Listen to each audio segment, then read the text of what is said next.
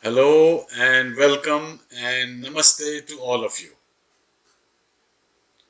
I'm grateful that you have joined in our journey to raising intelligent kids. Today's video is going to be a milestone in that process.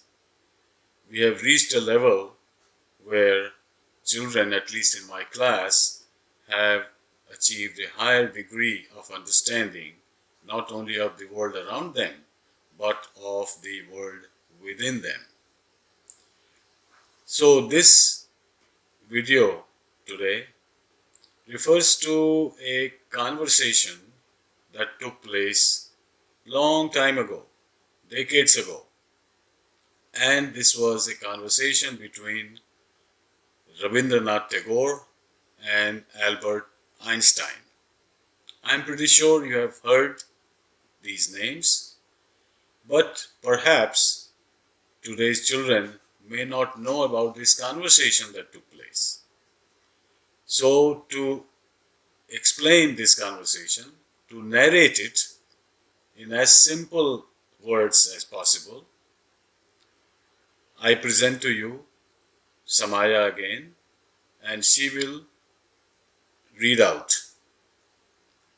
As you can imagine, I gave her a lot of material on this subject, and some of it was quite complex, and she asked questions, and I helped to simplify some of these conversations. And I'm sure this version will help children understand not only the greatness of these two men, but the content of their conversation. And that is the beauty of this video that we bring to you.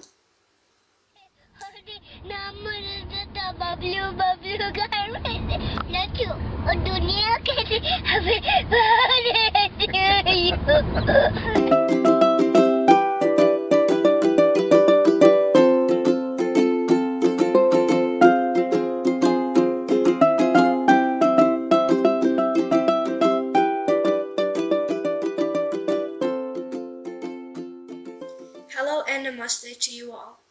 My name is Swami Rama.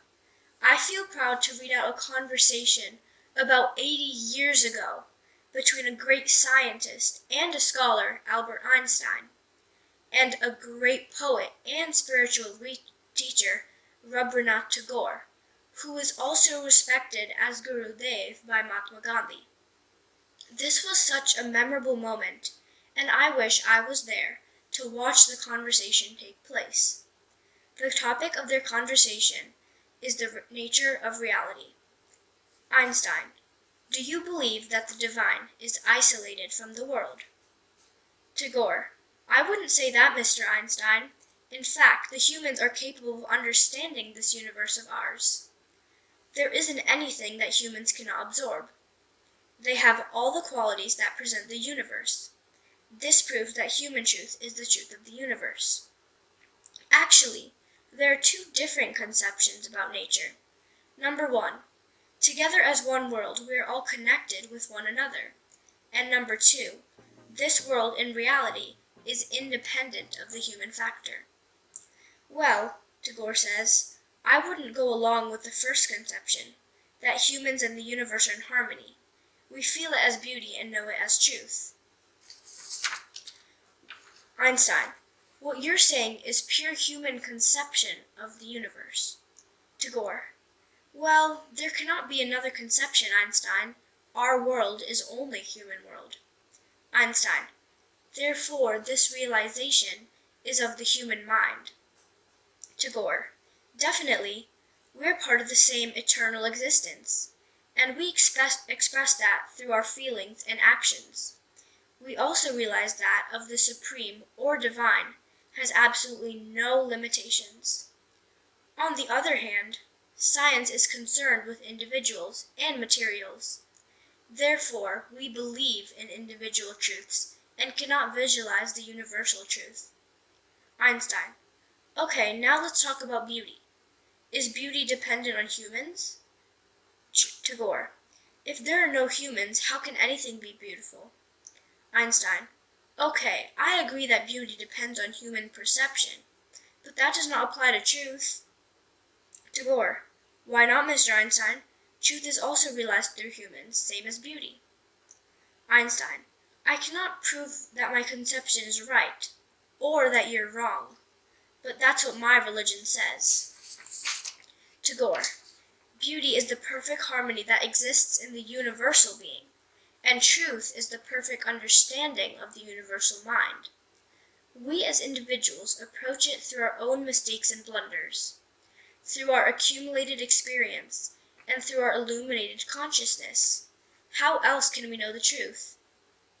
Einstein: I cannot prove scientifically that truth must be conceived as truth, which is independent of humanity, but I believe it firmly. Tagore: Truth, which is also one of the universal beings, must essentially be human. Otherwise, whatever we individuals realize as true can never be called the truth. According to India philosophy, there's a Brahman, the absolute truth, which cannot be conceived by the isolated individual mind or described in words, but can be realized only by truth. Cannot belong to science. The nature of truth, which science talks about, is an appearance, that is to say, what appears to be true to the five senses and the mind, therefore is human. We may call that Maya or illusion. Einstein: So, according to your conception, which may be the Indian conception, is not an illusion of the individual, but of humanity as a whole. Tagore: All humans are potentially capable of realizing the truth, but they all don't because of the individual distractions and limitations. In science, we go through the discipline of eliminating the personal limitations of our individual minds, and thus reaching that comprehension of truth, which is the mind of the universal being. Einstein: The problem is whether truth is independent of our consciousness. Tagore: What we call truth lies in the rational harmony between the subjective and objective aspects of reality, both of which belong to the superpersonal or universal man. Einstein: We do things with our mind. Even in our everyday life, we ascribe to a reality, independent of man, to the object we use. We do this to connect the experience of our senses in a reasonable way. For example, even if nobody is in the house, the table is still in it. Tagore: Yes, it remains outside the individual mind, but not the universal mind. Einstein: But we cannot explain what it means that the table is there, independently of us. Tagore: If there is any truth absolutely unrelated to humanity, then for us it is non-existing. Einstein: Then I'm more religious than you are. Tagore: My religion is in the reconciliation of the universal spirit in my own individual being. Thank you for listening.